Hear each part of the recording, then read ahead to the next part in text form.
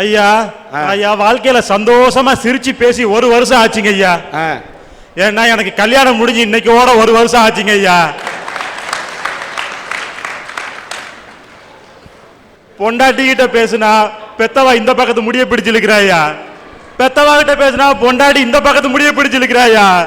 2 பேருக்கு நடுவுல மாட்டிக்கிட்டு என் மண்ட முடியெல்லாம் மிஞ்சி போய் இந்த 32 வயசுல என் வாழ்க்கையே வழுக்கையாகி ஒட்டு முடிய ஒட்டிக்கிட்டு உள்ளத்துல சோகத்தை வச்சுக்கிட்டு என்ன சார் வாழ்க்கை எல்லாமே புஷ்வானந்தாயா. அட பாவிகளா பேசுறீங்க, ரொம்ப டாப்பா நினைச்சா தலையில வைக்கிறீங்களா ஐயா டோப்பா. நம்ம நிலைமை தான் இப்படி இருக்குது. பக்கத்து வீட்டுக்காரன் எப்படி இருக்கான் அவனை பார்க்க போனா அவன் டவுஸோட நின்றுக்கிட்டு இருக்கான். என்னடா தம்பி ஆச்சு அப்படின்னு கேட்டேன்.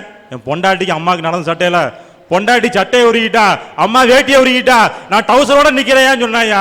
வாடா தம்பி நீ நம்ம ஜாதி அப்படின்னு கூப்பிட்டு அவன் அடுத்த வீட்டுல போய் பார்த்தா அடுத்த வீட்டுக்கார அம்மனமா நிக்கிறாயா. என்னடா ஆச்சு உன் பொழப்பு அப்படின்னு கேட்டா, என் புள்ள இருந்த டவுசரையும் உருகிட்டு விட்டுட்டாயா அப்படிங்கிறாயா. இன்னைக்கு சமுதாயத்துல ஒட்டுமொத்த குடும்பங்களும் இப்படித்தான் நம்ம வாழ்க்கைய புஸ்வானமாக்கி போய்கிட்டு இருக்காங்க. வேலையில்லா திண்டாட்டம் இமயமலையின் உயரத்தை விட அதிகமா போய்கிட்டு இருக்கியா. வறுமையின் கொடுமை சொல்ல முடியாதியா. நான் 7 படிக்கும் போது எங்க அம்மா இட்லி சுட்டு வியாபாரம் பார்க்க ஆரம்பிச்சாங்க. காலையில 4 மணிக்கு நானும் எங்க அம்மாவும் எந்திரிச்சு சட்னிக்கும் சாம்பாருக்கு ரெடி பண்ணிட்டு காலையில 6 மணிக்கு எங்க அம்மா ஒரு பானை இட்லி அவிச்சு தட்டின உடனே அதை தூக்கி நான் தலையில வச்சுக்கிட்டு எனக்கு பின்னால சட்னி வாளி ஒரு கையிலையும் சாம்பார் வாளி ஒரு கையிலையும் என் தங்கச்சி தூக்கிட்டு தெருவா போய் இட்லி விற்போம்யா. 8 மணி வரைக்கும் இட்லியை வித்துக்கிட்டு அறக்க பறக்க குளிச்சும் குளிக்காமலும் சாப்பிட்டும் சாப்பிடாமலும் ஸ்கூலுக்கு தூக்குவாளியில சோத்தை அள்ளி போட்டுக்கிட்டு ஓட்டமா ஓடி போவோம்யா. அங்க போனா கூட படிக்கிற பையன் சொல்லுவான், டேய் இட்லி வந்துட்டான்டா இட்லி வந்துட்டான்னு சொல்லி கேவலமா பேசுவாயா. அதை கூட நான் பொறுத்துக்கிட்டேன். ஆனா வாழ்க்கைக்கு வழிகாட்ட வேண்டிய வாத்தியாரே, என்னடா இட்லிக்காரா வியாபாரம் முடிச்சிட்டியா இல்ல பார்சல் எதுவும் கொண்டாந்து ஏளனமா ஒரு கேள்வி கேட்டாரியா. ஐயா இந்த கொடுமையை தான் பார்த்து சொல்றேன். என்ன சார் வாழ்க்கை இருந்தாலும் நானும் சாதிக்கணும்னு நினைச்சேன். வெறியோட படிச்சேன். 10th 410 மார்க் எடுத்தேன் 1993. அவர்கள் மாணவர்கள் உன்னை இட்லி சுட்டு விட்டு கொண்டு இருக்கிறாய் என்று உன்னை கிண்டல் செய்தார்கள். உன்னுடைய ஆசிரியர் உன்னை கிண்டல் செய்தார். அவர்கள் எல்லாம் வார்த்தையால் சுட்டார்கள். அவர்களுக்கு சுடத்தான் தெரியும். ஆனால் உன்னால் மட்டும்தான் அந்த சூட்டை பொறுத்து கொண்டு சுட்ட இட்லியை விற்று வாழ்க்கையில நின்று காட்ட முடியும். நின்று காட்டியதான் வைராக்கியம். அதனால எவன் கிண்டல் பண்றான இந்த காதலை கிண்டல் பண்ண இந்த காதலை வாங்கி இந்த காதலே கிண்டலை வாங்க கூடாது. ஐயா +2ல 950 மார்க் மேல எடுத்து நான் முடிச்சுக்கிட்டு இருக்கேன். எங்க அப்பா வேலை போய் இங்க நின்றுகிட்டு இருக்காரு. வாழ்க்கையில எனக்கு பின்னாடி என் தங்கச்சி சட்னி வாளியை தூக்கிட்டு வந்தாலும் படிப்புல எனக்கு முன்னாடி போய் 10th 430 மார்க் மேல எடுத்து நிக்கிறா. ஐயா பரிதாபமா என்ன செய்யன்னு தெரியாம இத்தனை பேருக்கு நடுவுல எங்க அம்மா இன்னும் இட்லி சுட்டி வியாபாரம் பார்த்துக்கிட்டு இருந்தாங்க. என்ன செய்ய போறேன்னு யோசிச்சோம். அப்ப எங்க அம்மா சொன்னாங்க, தம்பி குடும்பத்துல ஒரு ஆளாவது படிக்கணும், நீ படி அப்படின்னு சொல்லி என்னை டிப்ளமோல சேர்த்து விட்டாங்கய்யா. ஒவ்வொரு செமஸ்டருக்கும் ஒவ்வொரு பவுன் நகை அடகு வச்சு என்ன படிக்க வச்சாங்க. நானும் வெறியோட படிச்சேன்யா. ஒவ்வொரு செமஸ்டர்லையும் 82% வாங்கினேன். காலேஜிலே பெஸ்ட் ஸ்டூடெண்ட் அவார்டு வாங்கி சீல்டெல்லாம் வாங்கினேன்யா. அப்ப நானும் நினைச்சேன் நம்ம ராக்கெட்டா பறந்துடலாம் அப்படின்னு. ஆனா முடிச்சு வெளியே வரும்போது தெரிஞ்சது அந்த வேலையில்லா திண்டாட்டம். ஐயா வேலையை நோக்கி மெட்ராஸ்க்கு ஓடுனேன். அங்க ஒருத்தன் சொன்னா, தம்பி ஃப்ரெஷ் கேண்டிடேட் நல்ல மார்க் வாங்கியிருக்கீங்க, 800 ரூபா சம்பளம் தரோம், ஒரு 2 வருஷம் வேலை பாருங்க அப்புறம் ஏற்றி போடுவோம்னு சொன்னா. நானும் சரின்னு முயற்சி பண்ண ஆரம்பிச்சேன். மெட்ராஸ்ல மயிலாப்பூருக்கும் மந்தவெளிக்கும் அலைஞ்சேன். பசியோட கொடுமை தாங்க முடியலையா. சரி முயற்சி பண்ணணும் பெங்களூரை நோக்கி ஓடனையா. அங்கே என்னால போராட்டத்தில் ஈடுபட முடியல. பாம்பே போனேன், கல்கட்டா போனேன். ஐயா எல்லா ஊருக்கும் சுத்தி பார்த்தேன். என்னால முடியலையா. சுவர்ல அடிக்கப்பட்ட பந்தா திரும்ப சிவகாசியை நோக்கி தான் ஓடி வந்தேன். ஐயா எங்க அம்மா அப்பா இட்லி சுடு தான் வித்துக்கிட்டு இருக்கு. கூட மாட மறுபடியும் ஹெல்ப் பண்ணிட்டு சரி ஏதாவது ஒரு வேலையை செய்யலாம்னு சொல்லி ஒரு அச்சாபீஸ்ல மறுபடியும் வேலைக்கு சேர்ந்தேன். ஐயா எங்க வேலை செஞ்சேன் தெரியுமா ஐயா? சம்பந்தமே இல்லாத ஒரு பைண்டிங் வேலையில போய் சேர்ந்தேன். இன்னைக்கு எத்தனையோ இளைஞர்கள் படிச்ச படிப்புக்கும் செய்யற வேலைக்கும் சம்பந்தம் இல்லாம ஏதோ ஒரு வேலையை செஞ்சுக்கிட்டு தன்னுடைய வயிற்று பழப்ப ஓட்டிக்கிட்டு இருக்காங்க. ஐயா அவங்கள பார்த்து தான் சொல்றேன், என்ன சார் வாழ்க்கை. ஐயா 20 வருஷமா இட்லி சுட்டு வித்த எங்க அம்மா இன்னைக்கும் இட்லி சுட்டு வித்துக்கிட்டு தான் இருக்குதுயா. நான் இன்னைக்கு காலையில இந்த அரட்டையாந்து வர்றதுக்கு முன்னாடி எங்க அம்மாவுக்கு சட்னி சாம்பார் ரெடி பண்ணி கொடுத்து தான் வந்திருக்கேன். அவங்க கழுத்துல இருக்க ஒரு மஞ்சள் கயிறை தங்க கயிறை மாத்தணும்னு நினைச்சேன். என்னால முடியலையா. அவங்கள உட்கார வச்சு ஒரு சாப்பாடு போகணும்னு நினைச்சேன். என்னால முடியலையா. இன்னைக்கு சிவகாசியில தொழில் வளர்ந்துருக்கு. ஆனா தொழிலாளியின் வாழ்க்கை தரம் சத்தியமா உயரலையா. 15 வருஷத்துக்கு முன்னால ஒருத்தன் ஓட்ட சைக்கிள் வச்சுக்கிட்டு டவுசர் போட்டு அச்சாபீஸ் வேலைக்கு போனவன் இன்னைக்கு காலையில பார்க்க இன்னைக்கு அதே ஓட்ட சைக்கிள் வச்சுக்கிட்டு டவுசரோட அச்சாபீஸ் வேலைக்கு போயிட்டு இருக்கான். 20 வருஷமா தீப்பெட்டி ஆபீஸ்க்கு வேலைக்கு போனவன் தீக்குச்சியா ஒளி வீசல நினைச்சு தான் போனான். ஆனா அவன் இன்னும் தீக்குச்சியா கருகித்தாயா போயிட்டு இருக்கான், ஒளி வீசலையா. என்னைக்கு இந்த அடித்தட்டு மக்களோட வாழ்க்கை தரம் மாறுதோ அது மாறாத வரைக்கும் நீங்க என்னதான் சரவெடியா வெடிச்சாலும் ராக்கெட்டா பறக்க நினைச்சாலும் இந்த சமுதாயம் ஒரு புஸ்வானந்தாயா. ஐயா, இன்னைக்கு பெரும்பாலான மக்கள் மத்தாப்பு கவர்ச்சியில மயங்கித்தாங்க கிடக்குறான். உலகத்திலேயே கேவலமான விஷயம் எது தெரியுமா? கவர்ச்சின்னு தெரிஞ்சும் அதை போய் பார்க்கறான் பாருங்க, அதுதாங்க கேவலமான விஷயம். இப்போ என்னெல்லாம் பாருங்க, பொண்ணு பார்க்க வந்தாங்க. நான் எப்படி இருக்கேன்? நச்சுன்னு நமீதாமா இருக்கேன். புஷ்ஷுன்னு குஷ்பு மாதிரி இருக்கேன். என்ன பார்த்து மாப்பிள்ளையோட அம்மா, பிள்ளை கொஞ்சம் ரோலர் மாதிரி இருக்கேன்றுச்சு. எனக்கு கோவம் வருமா வராதா? இப்போ அது கவர்மெண்ட் ஹாஸ்பிட்டல் அட்மிட் பண்ணியிருக்காங்க. என்ன ரோலர்னு சொல்லிச்சுல, படுக்க வச்சு உருண்டுட்டேன். நீ ஏன் கை தட்டுன்னு எனக்கு தெரியும். நீயே ஒன்னு அஜித் குமார் நினைச்சிட்டு இருக்கும் போது அந்த ஏன் நினைக்காது? ஐயா ஐயா, திருச்சியில ஒரு நகைக்கடை திறந்தாங்க. நகைக்கடை திறப்பு விழாக்கு நமீதா வர்றாங்க. நமீதா வர்றாங்கன்னு திருச்சியே பெரிய டிராஃபிக் ஜாம். வண்டி போகவும் வழி இல்லை, வரவும் வழி இல்லை. இப்போ அங்கே என்ன பிரச்சனைனா, நமீதாக்கா தலைவாணிக்கு உர போட்ட மாதிரி சுடிதாரை முழுக்க மூடிட்டு வந்துருச்சு. அதில் இந்த இளவட்டங்களுக்கு ஒரு கவலையும் இல்லை. 60 வயசு கிளம் ஒரு பாய்ஸ் இருந்தா குடுமா குடிச்சிட்டு சாவுறேன், இதை பார்க்கறதுக்கா இங்கே வந்தேன் அப்படிங்குது. அப்படி இருக்கு இன்னைக்கு கவர்ச்சியில மயங்கி போய். இப்படி பக்கத்துல உட்காந்து போய் சொல்லப்படாதா? சூப்பர் பிகர் நான் ஒரு அல்டிமேட் ஸ்டார் அஜித் குமார் மாதிரி இருக்கேன் நீங்களே சொன்ன பிறகு இவங்க அசின் மாதிரி உடையில பிசின் மாதிரி இருக்கு. பார்த்து வெளியில போ. உன்னையெல்லாம் நீ அஜித் குமார்னு சொல்லிட்டு காட்டாத தலை ரசிகன் வந்தானா நீ தலையே காட்ட முடியாது. அதனால தான் ஐயா சொல்றேன், எல்லாரும் இந்த கவர்ச்சிக்கு மயங்கினதுனால எல்லா மக்களும் கவர்ச்சியில மயங்கி போதாயா கிடக்குறான். நான் சாத்தூர்ல ராமசாமி நாயுடு கல்லூரிங்கிற கல்லூரியில 3வது வருஷம் படிச்சுக்கிட்டு இருக்கேன். ஃபர்ஸ்ட் இயர் செகண்ட் இயர் படிக்கும் போதெல்லாம் இந்த 1/2 லிட்டர் விளக்கெண்ணெயை எடுத்து நல்ல குழுன்னு தேய்ச்சி 2 நேர் ஊச்சி எடுத்து பிரிச்சு, இந்த பக்கம் ஒரு பின்னலு, இந்த பக்கம் ஒரு பின்னலு, இங்க ஒரு பச்சரிப்புன்னு, இங்க ஒரு சிவப்புரிப்புன்னு, 2 பக்கமும் 2 குஞ்சம், கழுத்துல ஒரு சின்ன காசு மாலை, திருஷ்டி பற்றக்கூடாதுன்னு கணத்துல ஒரு கருப்பு மை வச்சுட்டு காலேஜுக்கு மகாலட்சுமி மாதிரி போவேன்யா. ஒரு பயம் மதிக்க மாட்டானே. இப்போ 3வது வருஷம் குரங்கு மாதிரி முன்னாடி வெட்டி. இன்னொன்னு, நீங்கள் சீவி சிங்காரித்துக் கொண்டு மலர் வைத்துக் கொண்டு பட்ட ஆடை உடுத்தி சென்றது உங்களை அழகுபடுத்திக் கொண்டது நீங்கள் அழகாக இருப்பதற்கா இல்லை அடுத்தவர்கள் பார்ப்பதற்கா? ஆக நீங்களே தன்னை அடுத்தவர்கள் ஆண்கள் பார்க்க வேண்டும் என்று நினைக்கும் போது பார்க்கின்ற அது ஆண்கள் குற்றமா? பார்க்க வைக்க வேண்டும் என்று நினைக்கின்ற உங்களை போன்ற பெண்கள் குற்றமா? நேத்து வரைக்கும் ஒரு பயம் மதிக்கல, இன்னைக்கு 3வது வருஷம் குரங்கு மாதிரி முன்னாடி வெட்டி 6 அடி கூந்தல் 1/2 அடி கூந்தல் ஆக்கினதுக்கு அப்புறம் ரோகிணி சூப்பருங்க. இங்க இதாயா கவர்ச்சியான உலகம். இன்னைக்கு செல்போன் கவர்ச்சின்னு ஒண்ணு இருக்கு. செல்லு வாங்கினா கூட கேமரா செட்டு தான் வேணும் தான். இவன் என்ன கமலஹாசன் வச்சு 3 மணி நேரம் ஆஸ்கர் பிலிம்ஸ் படமா எடுக்க போறான். அதுல என்ன வருத்தம்னா ஐயா, இந்த மாதிரி சூப்பர் ஃபிகரை வளைச்சு போட்டோ எடுத்தாலும் பரவாயில்ல, சப்பா ஃபிகரா எடுக்கான் ஐயா. அதனால தான் ஐயா சொல்றேன், எல்லாரும் இந்த கவர்ச்சிக்கு மயங்கினதுனால எல்லா மக்களும் கவர்ச்சியில மயங்கி போதையா கிடக்குறான். ஐயா, சாதாரண விற்பனை ஆகிற புத்தகத்தை எடுத்துக்கோங்களேன், இலவச பொருள்னு ஒண்ணு போடுறாங்க, அதை பார்த்து அந்த கவர்ச்சியில மயங்கி அது பின்னாடி போறான். காந்தியின் வாழ்க்கை ரகசியம்னு போட்டா ஒரு பய வாங்க மாட்டானே. நடிகையின் ஸ்ரேயாவின் ஆடை ரகசியம்னு போட்டாங்கன்னு வைங்க, ஒரே நாள் அத்தனை புசும் காலியாயிருக்கு. இன்னைக்கு அதான் என் நிலைமை. ஒரு வீட்டுக்கு பொண்ணு பார்க்க போனா மாமனாரும் மாமியாரும் என்ன விசாரிக்காங்க? பொண்ணு பார்க்க எப்படி இருக்கும், பொண்ணு வீட்டில் எவ்வளவு போடுவாங்க, பொண்ணு கொஞ்சம் லட்சணமா இருக்குமான்னு விசாரிப்பாங்க. நாத்தனாரும் கொழுந்தனாரும் என்ன விசாரிப்பாங்க? அண்ணி நம்ம வீட்டுக்கு வந்தால் நம்ம நல்லா பார்த்துக்குவாங்களா, அப்பப்போ காசு கேட்டால் தருவாங்களான்னு நினைப்பாங்க. இந்த மாப்பிள்ளைன்னு ஒருத்தன் இருக்கான் பாருங்க, புரோக்கரை தனியாக கூட்டிட்டு போயிடுவான். புரோக்கர் காதுல பொண்ணுக்கு எத்தனை தங்கச்சி இருக்கு, எத்தனை படிக்குது, அழகா இருக்குமான்னு கேட்பான். அவன் அப்படிப்பட்ட கவர்ச்சியில மாட்டிக்கிட்டு இருக்கானே ஐயா. ஐயா, கொழுந்தியால மட்டும் குறைச்சி பேசுறேன், எனக்கு பிடிக்காதீங்க. என் நெஞ்சு படபடத்துட்டு வருதுயா. ஏன்னா அந்த கொழுந்தியா மட்டும் தான் கடைசி வரைக்கும் அத்தா அத்தாம்பா. எனக்கு கல்யாணம் முடிஞ்ச 3வது நாள் மறு வீட்டுக்கு போயிருந்தேன். பால் கொடுத்தாங்க, பழம் கொடுத்தாங்க. இன்னைக்கு வரைக்கும் நாட்டிலேயே நிக்கி ஏன்னா கொடுத்தது என் கொழுந்தியா. நான் நாளைக்கு தருவியான்னு எங்க மாமியார் பின்னால இருந்து நாளைக்கு கொடு, நாளை கழிச்சு கொடு, குடும்பம் விளங்காம போட்டுட்டான்.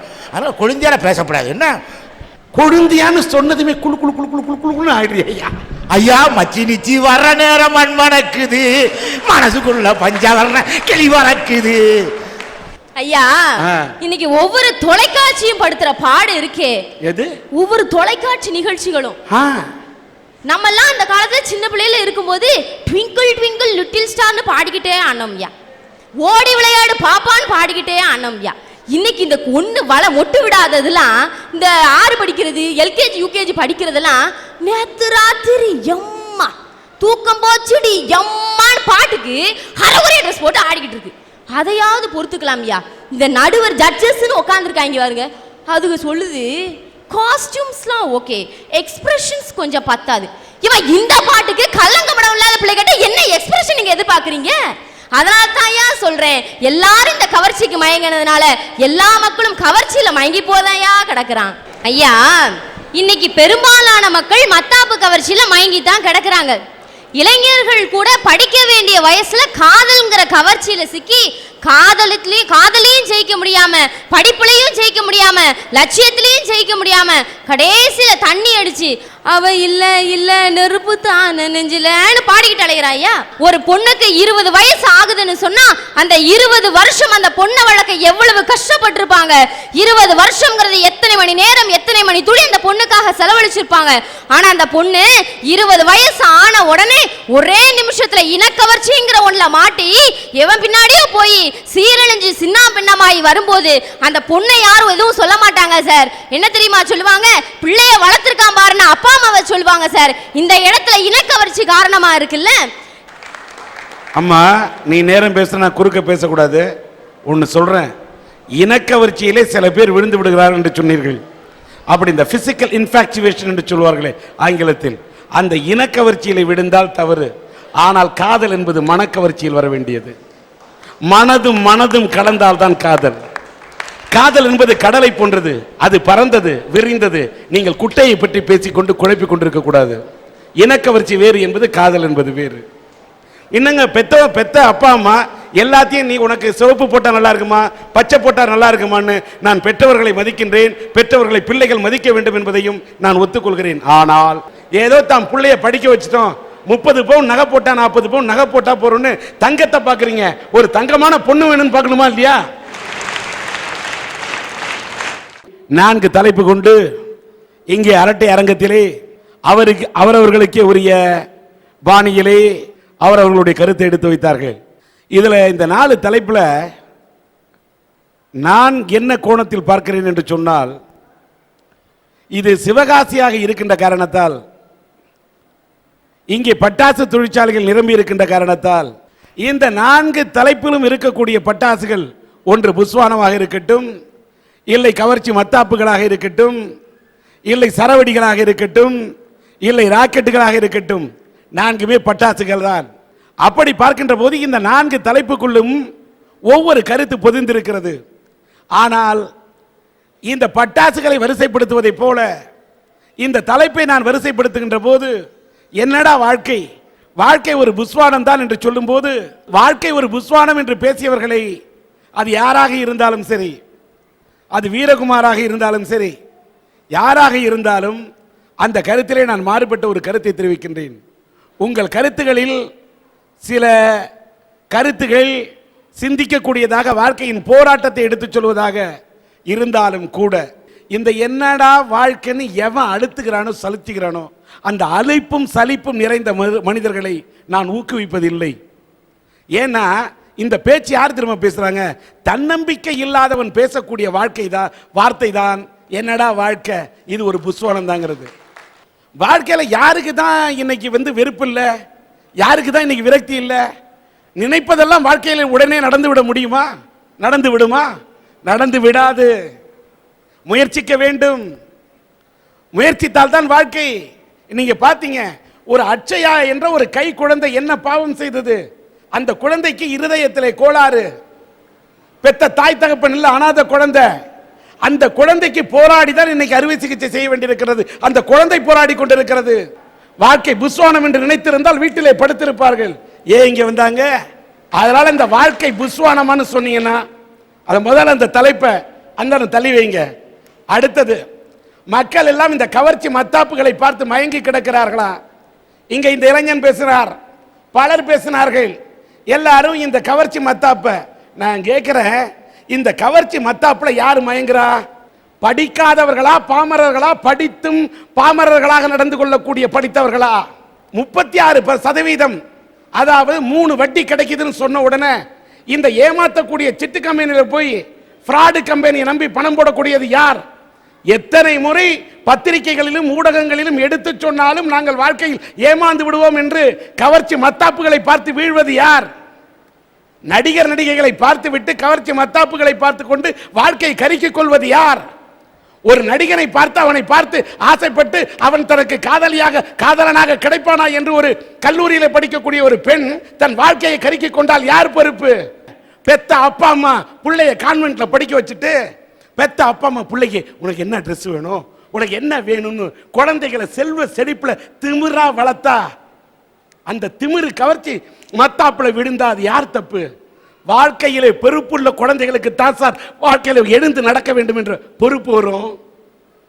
அதனால கவர்ச்சி மத்தாப்புல சில பேர் விழுந்தாலும் சில பேர் பொங்கி எழறாங்க. சமூக அநீதிகளை கண்டு சரவெடியாய் வெடிக்கிறார்களா? இந்த தலைப்புல எனக்கு ஒரு வருத்தம் சார். இங்கே பாதிக்கப்பட்ட ஒரு நர்ஸாக இருக்கக்கூடிய இந்த பெண்மணி சரவெடியாக வெடிக்க வேண்டும் என்று சொன்னார். உண்மைதான், அப்படி சரவெடியாக வெடிக்கக்கூடியவர்கள் இருக்கிறார்கள். இவர்கள் வாழ்க்கையிலே தாக்கு பிடிக்கிறார்கள். தாக்கு பிடித்த காரணத்தால் மட்டும்தான் இந்த பெண்ணால் வெடிக்க முடிகிறது. சில பெண்களால் தாக்கு பிடிக்க முடியவில்லை. தன்னுடைய கணவன் கட்டிய மஞ்சள் கயிறு தன்னுடைய கழுத்திலே இல்லை என்று சொன்னவுடன் தூக்கு கயிறை முத்தமிடப்படக்கூடிய அந்த பெண்களை என்னவென்று சொல்லுகிறீர்கள்? அவர்கள் சரவெடிகளாக வெடிக்கிறார்களா?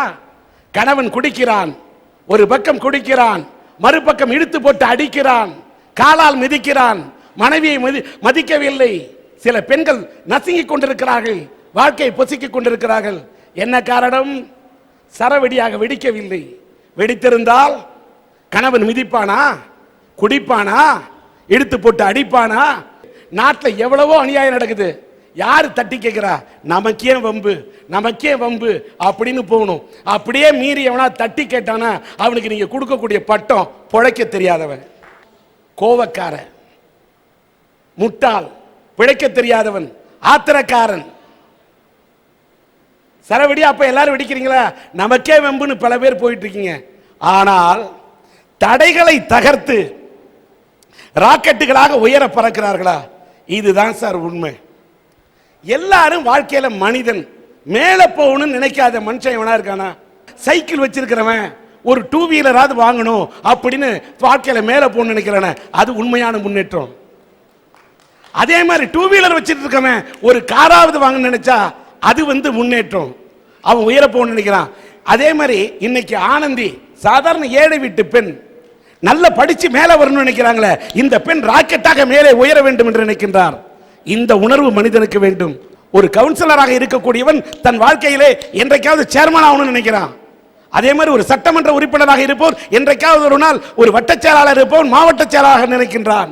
ஒரு மாவட்ட செயலாளராக இருப்பவன் நான் தான் மந்திரியாக வேண்டும் என்று நினைக்கின்றான். ஒரு மந்திரியாக இருப்பவன் தான் முதல் மந்திரியாக வேண்டும் என்று நினைக்கின்றான். ஒரு சாதாரண சக நடிகனாக இருக்கக்கூடியவன் நாளை நாம் ஒரு கதாநாயகனாக வர வேண்டும் என்று நினைக்கின்றான். ஒவ்வொரு நாளும் மனிதன் உயர வேண்டும் என்று நினைக்கின்றான். தடை கற்களை உடைத்து அவன் ராக்கெட்டாக வாழ்க்கையிலே உயர வேண்டும் என்று நினைக்கின்றான். இந்த ராக்கெட்டாக உயர வேண்டும் என்று நினைக்கக்கூடிய மனிதர்கள் தான் உலகில் அதிகமாக இருக்கிறார்கள். ஆனால் இந்த ராக்கெட்ல ஒரு பெரிய தத்துவம் இருக்கு, அதை மட்டும் மனசுல வச்சுங்க. இந்த ராக்கெட்டை கூட யாராவது கீழே நெருப்பை பத்த விட்டால்தான் அது மேலே செல்லும்.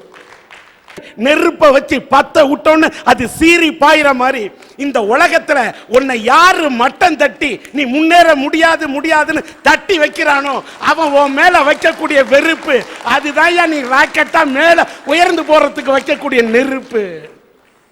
உனக்குள்ள வரட்டு ஒரு கொள்கை பிடிப்பு, அந்த பிடிப்பு இருந்தால், அந்த நினைப்பு இருந்தால் நீ வாழ்க்கையிலே ராக்கெட்டாக உயர்வாய், உயர்ந்து காட்டுவாய். இந்த 4 தலைப்பு தான் வாழ்க்கை. நீங்க சில முயற்சி பண்ணுவீங்க, அந்த முயற்சி புஸ்வானமா போயிடும். சில விஷயங்கள் மத்தாப்பா கவர்ச்சி மத்தாப்பும் இருக்கும். சில நேரத்தில் நீங்கள் கோபம் வந்தா கோபத்தில் சரவெடியாக வெடிப்பீர்கள். ஆக உங்கள் வாழ்க்கை என்பது 4ம் கலந்திருக்கும். 4ம் கலந்து வாங்கினாதான் தீபாவளி பட்டாசு கூட தீபாவளி வெடிக்கும் போது சுவையாக இருக்கும், வித்தியாசமாக இருக்கும். 4ம் கலந்து கண்ணுக்கு மரியாதை கொடுக்கும். அந்த சிவகாசி பட்டாசுகள் கண்ணுக்கு வான வேடிக்கையா இருந்து அது வெறும் வேடிக்கை மட்டும் காட்டவில்லை, வாழ்க்கையின் தத்துவத்தை கொடுக்கக்கூடியது. இந்த சிவகாசி பட்டாசுகள் என்பதை போல இந்த நான்கும் இருந்தாலும் வாழ்க்கையில் நீங்கள் குனிந்தால்தான் இந்த ராக்கெட்டை கூட உயர பறக்க வைக்க முடியும். அதனால் உங்களுக்கு குனியவும் தெரிய வேண்டும், கனியவும் தெரிய வேண்டும், பணியவும் தெரிய வேண்டும், துணிய வேண்டிய இடத்தில் துணியவும் தெரிய வேண்டும். அப்படி துணிந்து விட்டால், நீங்கள் வாழ்க்கையிலே கனிந்து விட்டால், அப்படி நீங்கள் வாழ்க்கையிலே அத்தனையும் கற்றுக்கொண்டால் உங்கள் வாழ்க்கை தடைகளை தகர்த்து எறிந்து விட்டு உயர பறக்கும் ராக்கெட்டுகளாக நீங்கள் பறக்கலாம் என்பதே என்னுடைய தீர்ப்பு.